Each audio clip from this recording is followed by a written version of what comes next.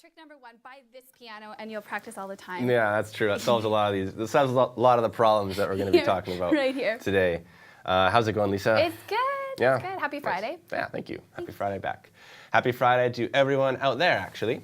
Welcome. We're doing a kind of a conversational lesson. Yes. On 6 things that piano players tend to forget to do. And this could apply to any beginner piano player out there. It could apply to experienced piano players, you know, like sort of across the board. These are things that we all got to keep in mind. Yeah, every single one may struggle with these points. So before we get started, I will mention that if anyone has questions out there, just submit the question via the Ask a Question button underneath the video, and we'll answer on stream. Yes. And yeah, that's kind of That's where we're rolling. Yeah. Okay, so yeah, I think beginner or advanced, there's things that we just tend to forget. We get kind of tied up into our routines and into our life, and so we're thinking about 6 points that are really helpful for me personally to remember that kind of keep me engaged in my art, right? So the first one that we're looking at is practice every day. Yeah, that's a tough one. That's that can a be really a tough one. Yeah. I remember being, I don't know, in my teen years, my friends would all be doing the fun things, and my parents were saying, you have to practice your piano before you can go out. And you know, there were times when the practices at the place where I was at, my practices were looking anywhere from 2 to 3 hours, and that was a big sacrifice, a big chunk of time. So it can be really challenging, but then the reward is you become awesome at the piano, and that's, I think, the whole goal. Yeah. So without practice, it's not gonna happen. No. How did you keep it fun? Like at that age or at that level of experience where there is just a lot of stuff where it's like, oh man, I'm doing these scales and they don't really sound musical or whatever. Half an hour of scales gets really boring really fast. Yeah. I broke it up. So one of the biggest things for me, because I have a very short attention span, one of the big things for me was to break up my practices. So I would get up in the morning, and the first thing I would do before kind of starting my day was sit at the piano and get my technique out of the way. Yeah. So I'd practice scales, I'd do my arpeggios and my triads and all of the little hand-ins, all of the dexterity stuff. I would do that first, and then I would walk away from the piano, and I'd come back to it later in the day, and I usually structured my practices into 3 parts, so my technique, and then midday I'd work on my songs, and then at the end of the day, that's when I pulled out the stuff that I was like really kind of my cheat stuff. Right. The stuff that I loved, the stuff that I was really passionate about. So I'd have my little songbook with my binder and all the songs I'd like to play. And I would sit there and I'd play and sing them. And that was kind of my reward for getting through all the stuff. Right. So that was kind of how I managed it. Yeah. Yeah, what about you? Oh man, that's a good question. Were you a good practicer, Jordan? I did practice. To me, I got to a point where once you kind of, I had different like routes that I would improvise in or something. Yes. That was kind of my angle. But yeah, those all do start off with technique and kind of scale stuff.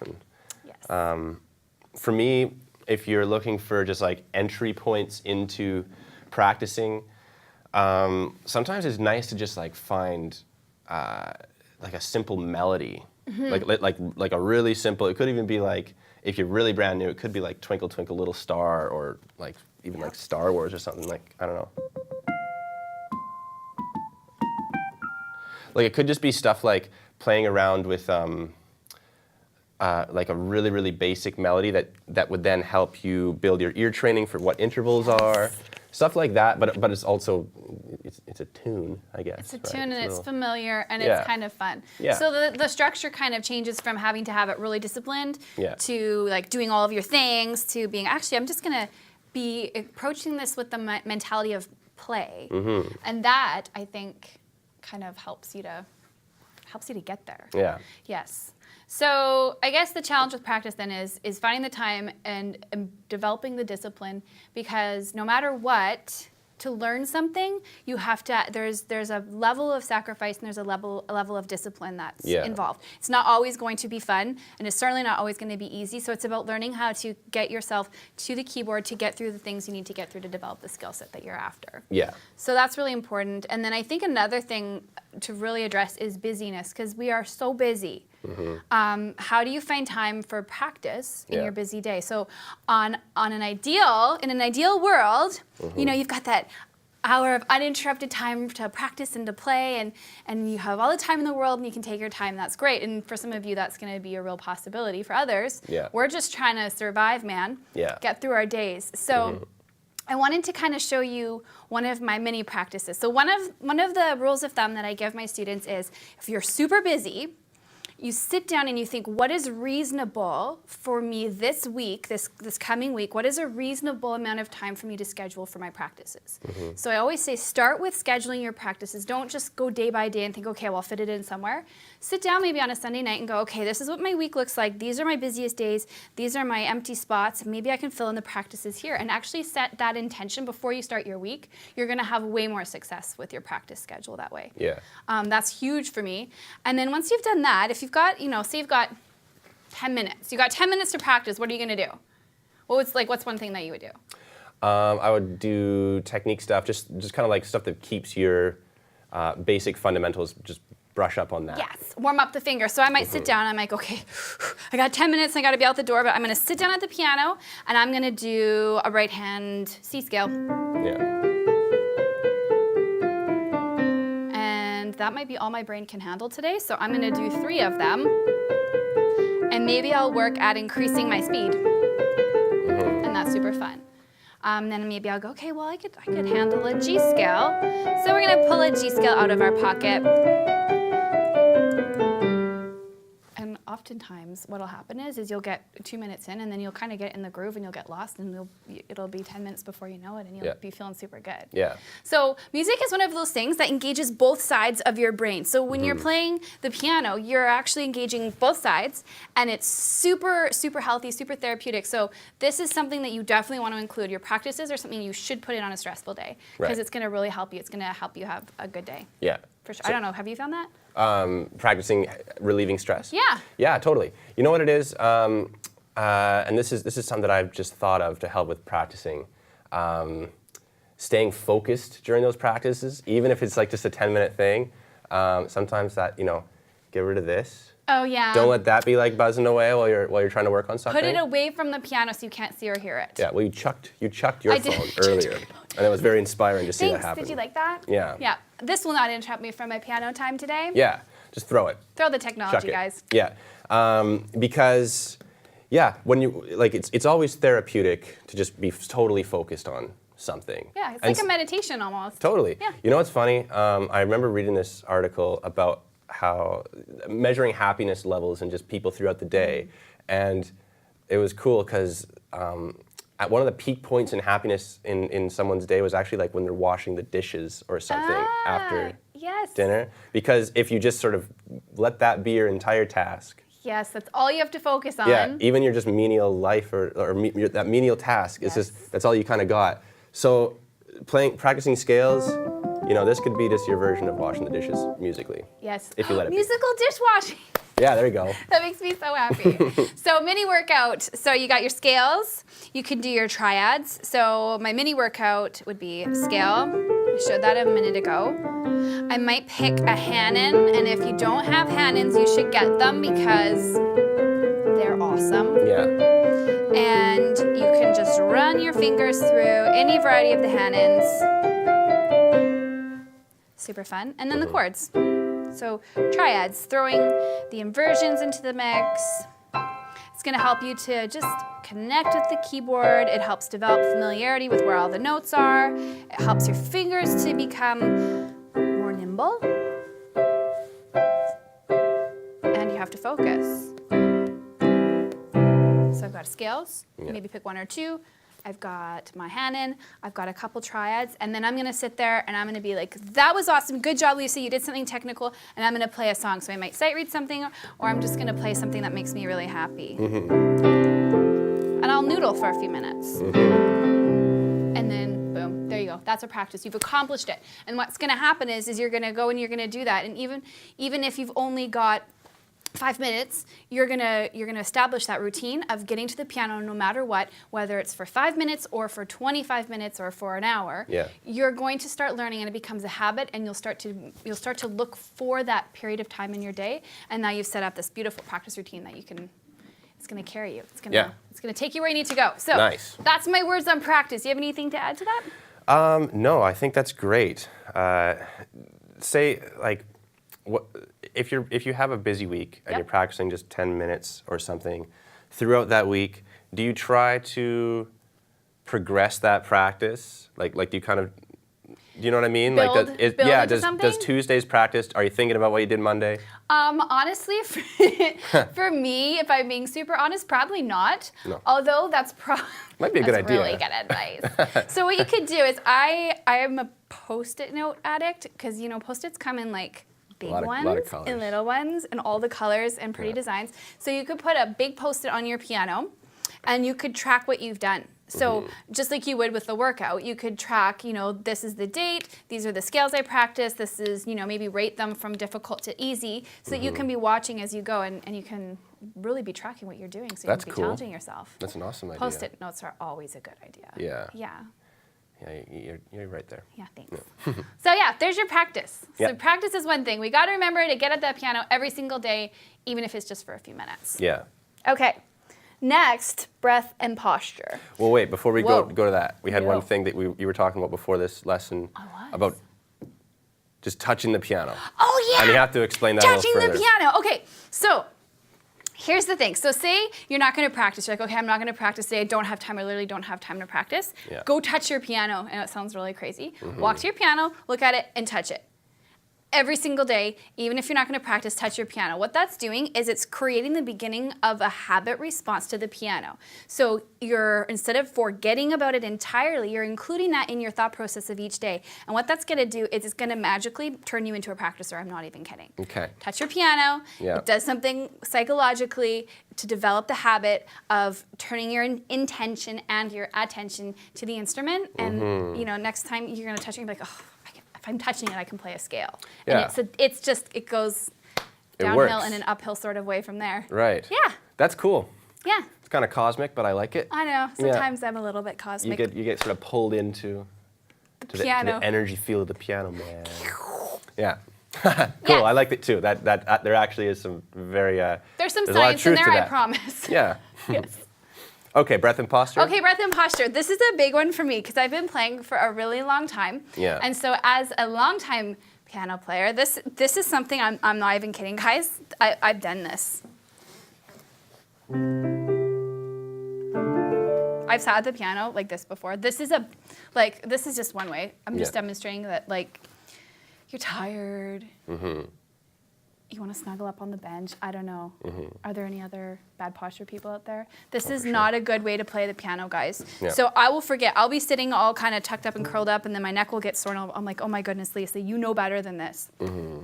So if you're new, establishing the habit of good posture at the piano early is a really good idea. So it should look more like this. Yeah. So your shoulders are kind of down and relaxed. Your knees are just kind of at the front of the bottom of the piano here. Your feet are flat on the floor. My shoes are not allowing for that, but if I wasn't wearing my shoes, my feet would be flat on the floor. If you're not a tall person, you can get a book or a stool to put your feet on if you don't reach the floor. Right. So feet on the floor, ground down there. Yep. And then just remembering kind of here. So this is where I get a lot of neck and back pain. And what that does is if my posture is bad, it contributes to, problems in the hands and the wrists and the fingers. Yeah. So like carpal tunnel, you got to have the good posture. So, this is what a proper posture looks like. So you're in the middle of concentrating really, really hard. You're learning something new and challenging. Yeah. One of the things that I have to tell my students all the time, breathe. Yeah. Checking in if you're breathing. I know it's not yoga, but breath is really important. If we're not breathing, our brain's going to have a really hard time processing the information that we're trying to feed it. So breathe. Yeah. So one of my little rituals when I get to the piano, when I'm feeling, mindful and not rushing, is I just sit here and I just take a few breaths. Yeah. Just so I can settle in and think about what I'm doing. Yeah. And establish just that habit of good breathing. So I think that's one of the most forgotten things. Yeah. I don't know. Have you ever found yourself Oh, for sure. crazy posture? Oh, my posture's it's a nightmare sometimes. Is it a disaster? Yeah, it can be a disaster. One thing that I find is useful in my practice routines is to be continually checking in on myself with that, because I find if I start off a practice, I'll be kind of where I need to be. But as my session progresses, I'll slowly start to cave in, or I'll stop thinking about breathing, or I'll stop thinking about the motion. And sometimes I find if you get overly like the posture and the breathing kind of stuff can be there's a weird balance that you have to strike, because like if you think about it too much, you can become this kind of like very robot. rigid. And whereas like to be a good expressive piano player, it's a very fluid motion-based thing, right? You have to be able to move. Yeah. Has to be some relaxation in the body to get, no, that makes sense to me. So, that's good advice, Jordan. Oh, shucks, thank you. Okay, posture and breathing. So that's a short little point, but super duper important. Yeah. Okay, this one might be my favorite one, the next one. I like it too. Yeah, color outside the lines. Yeah, what do you mean by that? So there are so many schools of thought when it comes to learning to play the piano. Yeah. There's traditional methods, there's non-traditional methods, there's sight reading, there's ear training, there's certifications. There are so many things when it comes to piano. Yeah. And we can really easily get tied up into our routine and the structure of whatever sort of discipline we're learning. Yeah. And it's really important to remember to color outside the lines, explore, go maybe against the grain. So if you're classically training and you're sitting here and you're doing that half hour of scales each day, pick what day to toss it up. Go for some improv. Yeah. So don't sort of be mindful that you're not sort of staying in one sort of train of thought. Absolutely. Improvise and play. Yeah. Yeah. I got some thoughts on this one. Please share your thoughts. Okay. So for me, how I color outside the lines from a practice perspective is, let me just see if I can. Yeah, so I don't know if that's going, but you can see a little bit of what I'm doing on the piano here. I'll be taking, I'll take a couple chords that regularly you'd be doing your chord inversions in. So I'm just playing A minor chords right now, up and down. Those are the lines. Those are the lines. These are the lines we're going to color outside of. Totally. So it's like you kind of go up and down, and you want to turn this from this kind of, I'm working on my fingering, and I'm working on my timing, and I'm working on my hand motions or whatever. So then I'll sub in another chord, and I'll play an F triad. How did you pick F? I picked F. Those two chords just sound, those are peanut butter and jelly chords. Peanut butter and jelly, guys. They sound great. I picked F because if I'm in the key of A minor, it's a good chord progression to switch from your minor 1 chord to your major 6 chord. So you just count up A1, B2, C3, D4, E5, and then F6. Good fit. Yeah, and as I'm kind of doing this style of motion, and I'm going down to F, all of a sudden, that starts to inspire some, musical ideas. And it's very simple to take your kind of coloring in the lines style of playing into something a bit more musical by just, maybe I'm going up and down as solid chords in my left hand, but my right hand's going to play broken triads, and that sounds way more.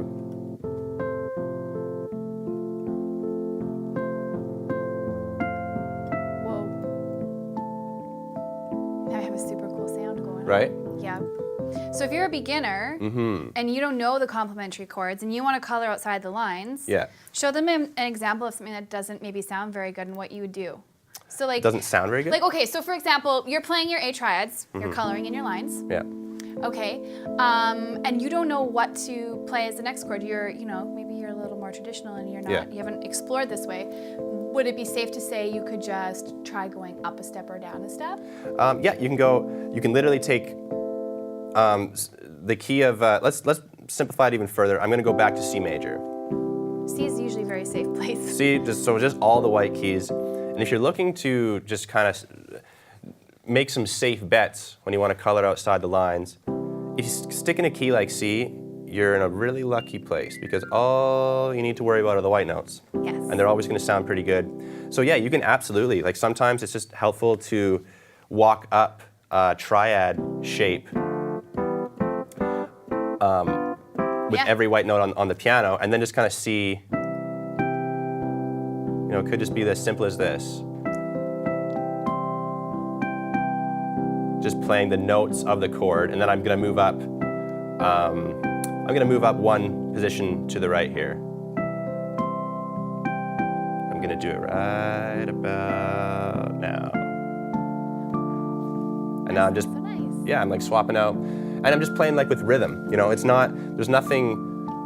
There's no rules. There's no rules, but you kind of color between the lines within kind of your knowledge base, I guess, is a good way to make that a consistently useful practice thing. There's a general structure which you're kind of wandering away from. Yeah, from like time to time. you're coloring on the, okay, so you got a coloring book, and you're coloring out of the lines. That's usually what's happening with me when I'm coloring. Right, but you don't want to color outside the coloring book and end up just marking up the floor. Sure don't, no. No. So that's my analogy. That's the thinking. Play a little bit. It's even something you can do on a scale. If you're playing a C scale, Yeah. that's really super fun. Yeah. And I wouldn't have been allowed to do that in the old days when I was practicing my scales with my metronome with my perfect timing. Right. So that's kind of, I think, when I think about coloring outside the lines, I think, there's a time for structure, get the metronome, do the discipline, but then play. Because if it ever comes time for you to kind of, you want to compose or you want to improvise, you want to play with the band, this stuff's going to come in really handy. Yeah. And I think it fosters a greater love for the keyboard, and I think it Totally. helps open you up to the what is possible. And it makes you not afraid to make mistakes, right? Yes. Because if you're kind of, when there's so much to learn at the beginning of learning an instrument, it can be easy to be like, oh man, have I got all this stuff all like checked off? Am I good? Am I good? And like, you're forgetting, like you don't forget what you're doing it for, right? Yeah, exactly. Yeah. Okay, sweet. Sweet. I think that's a good explanation of coloring outside the lines. Yeah, that works. Yep, have fun and play. Okay. Okay, now we got to balance. Balance your skill set. Outside the lines, and now we're balancing. Reel it in. Yeah, reel it in. Okay, so I think it's easy, kind of back to that concept. These two concepts actually tie in really nicely together. Back to the idea that there's all these different schools of thought when it comes to playing, as well as we all have tends to. So we all have some sort of way of learning that we lean toward. So growing up, I was ear. It was just a nightmare to get me to sight read because it wasn't my skill, it wasn't my strong suit. My sister could sight read so well. She could just put anything in front of her. I was so jealous, and she could just sight read it. She couldn't play by ear to save her life. Right. So you're going to find that you have your own unique sort of tendency, and I think it's really good to identify that as soon as you can, because you're going to love that about your abilities. You're going to invest into it. You're going to play into it, but then you also have to go to the other side and balance it out. So for me, as a piano player, as a piano teacher, as a performer, I know that I need to keep up on my sight reading. Yeah. So for me, that means I choose a piece of music that is way easier than kind of my ceiling, if that makes sense. So I take something just really simple. Yeah. So I have to think a little bit, but not too hard, so it's enjoyable. And I put that sheet music out and I work at it. So for you, what would that look like? What would balancing? What's the reverse of what your lean is? There's a couple mentality, like definitely sight reading. Like working on unfamiliar chord voicings, I guess, if you're more in the jazz world or something.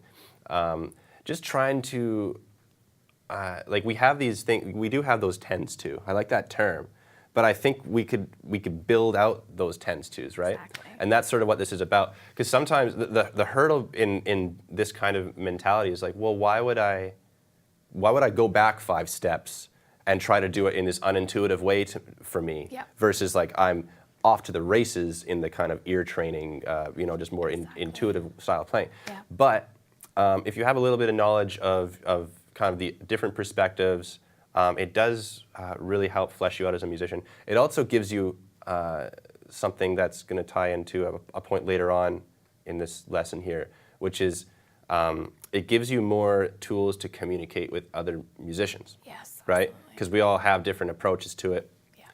Some great musicians that I know are extremely technical readers. Yeah. And it's like, if I don't know how to read a little bit, we're speaking totally different languages. Exactly. I think that's a good point. Mm-hmm. And I also think when it comes to balancing the skill set, I think it's important to note stylistically as well. Yeah. So for me, when I was training classically, one of the things I did is I made a point to learn some jazz music. I made a point to learn some chording. That included sevenths and really strange sounds that were foreign to me because that was helping to develop my ear. Yeah. But it also helped me to appreciate what a seventh chord was, and it helped me to be able to identify how that looked on paper. And then when I was playing, something for one of my piano exams, and it was a really challenging piece, I would be able to all of a sudden pick out, and I know, hey, I've played that in this jazz song over here. Oh yeah. Right? And Yeah. so, there are so many contrasts, musical theater, country or pop, or play with a whole bunch of different genres so that, because there's always influences of everything within everything at all. Totally. It's always something there. So it's really good. Yeah. Yeah. Yeah. Okay, so that would be balancing your skill set. Yeah. Gotta Yeah, do that's that, balancing do the that. old skill set. We all got to do it. We all got to do it. What's number 5? Number 5, remembering why we play. So this is a huge one for me because I've been doing this for a really long time. Yeah. I teach full time.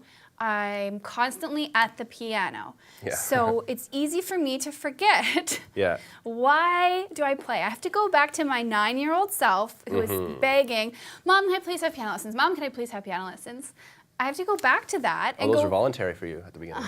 what was I thinking? Interesting. It was voluntary at the beginning. There was a period of great regret in the middle there, but Yeah. I'm glad to be on the other side of it. Yeah. So why did I choose to learn the piano? So there are a lot of reasons. It could be you just love music, or you want to show off for your friends, or you want to be in a band, or it's therapeutic, or you're 45 years old and your parents wouldn't put you in music lessons and you're just dying to be able to do it because you Yeah. never could. So those core reasons that we choose to do it are so important because when things get hard, when the practicing gets hard, when the coordinations get hard, when it feels like you've hit a wall, Yeah. you can go back to that reason and go, oh yeah, okay, this is why I'm doing it. And I think that is so important to remember. So for me, working and teaching and being an accompanist for people, for me to remember that, okay, I actually love playing. Yeah. And I love the things specifically I love about playing I love chording, I love accompanying myself when I sing. So I'm going to make time to make sure that I'm nurturing that. Right. Yeah. So you break it down as specific as I like just like chording. I like playing chords. Yeah, for sure. Yeah, that's so cool. I think the longer we play, the more we're aware of the specific things that we like about playing. It can be as simple as, I like how this sounds. Or, Yeah. oh my goodness, Yeah. playing trills just like makes my heart go pitter patter. Totally. So remember that and just like knock your socks off. Play trills all day. Do the things that make you happy. That those moments when you're playing where you go, this is amazing. Yeah. That's what you got to come back to. Yeah. Yeah, that's the reasons. Cool. I like it. Does that feel good? Yeah, that feels really good. Okay. So now we have establishing community. Yeah. So I think establishing community ties many of these points, if not all of them, together. So what would you say establishing community looks like for you? Establishing community looks like for me, I'm a very social musician, I guess. Like I love playing with people, I love collaborating. I love just going to jam nights and kind of just ripping around with other people that do the same thing. So that could be something that I would encourage anyone out there to explore. I know going to like your first jam night can be an intimidating thing. Or super open mic. scary. Can be. Well, Yeah. yeah. And I mean, that's a natural thing. Yeah. Do anything in a performance setting like that where you're sort of putting yourself out there a little bit. That's Very vulnerable. Yeah. So vulnerable. But, you know, vulnerability is a mindset shift. You can go from this thing of like, hey, I got something to say, and I'm going to say it, and it's awesome, rather than, oh, shoot, I hope they don't. Oh, I hope they don't. They're going to throw tomatoes at me. Yeah, everyone's got that kind of fear, and it's a total myth. So go out, just kind of like, just knuckle down and do it. Find something, or even like post on, you know, like Craigslist or something. There are a lot of there's a lot of resources. Yeah, you find Facebook some musicians around. pages, Facebook pages. musicians networks. Mm-hmm. There's sometimes like arts community kind of newsletters and newspapers. If you're closer to a bigger city, that's more common. Yeah. I think, you know, don't be a musical loner. Mm-hmm. You know, that was my deal for so many years. Yeah. I could play the piano, but I never played for anybody voluntarily, and I never played with anybody voluntarily, and that has become such a wonderful part of kind of my skill set now. With open mics, you're usually going to have at least one or two open mic locations, even in tiny little communities. You're going to find that. And the thing about those is, you know, you go in and you think you have to be at a certain level to participate, but people are so supportive and encouraging because everybody else there is in the same boat as you. It doesn't, maybe they're more advanced or maybe they're not as advanced, but they're all there with something that they've worked hard at, that they're going to share, and they're your cheerleaders. They're going to support you. So I always suggest going to the open mic before performing at it or committing to it. Just feel it out.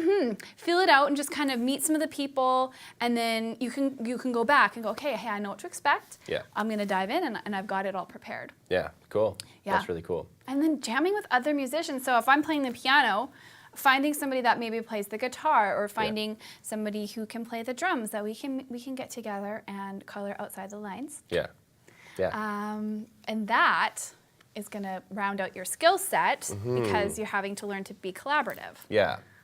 Well, totally. And you know what that actually kind of brings to mind? It's like you can learn a language, just kind of, you can learn all the words and, you know, read the dictionary top to bottom, but you really integrate that by speaking it.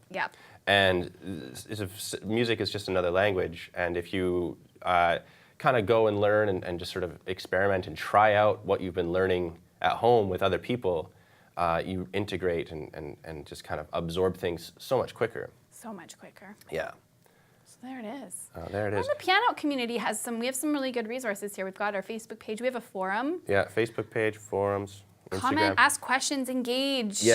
That's the modern age, you know. It's 2017. Absolutely. Oh, and following other musicians on their social networks. That's a good idea. This is huge for me.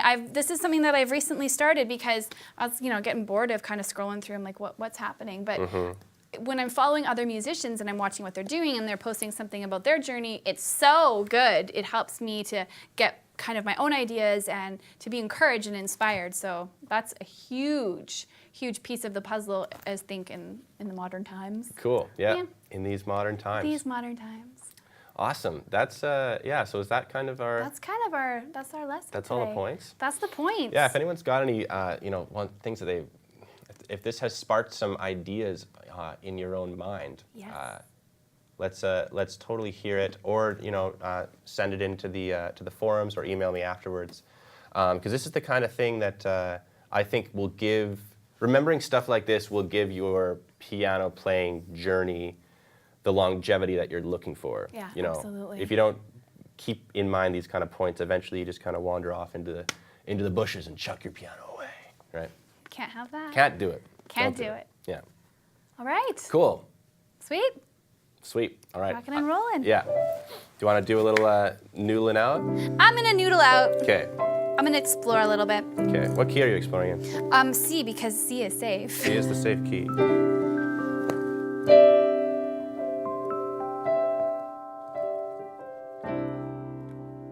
I keep going back to Joni. Okay. I think it's this piano. It pulls it out of me.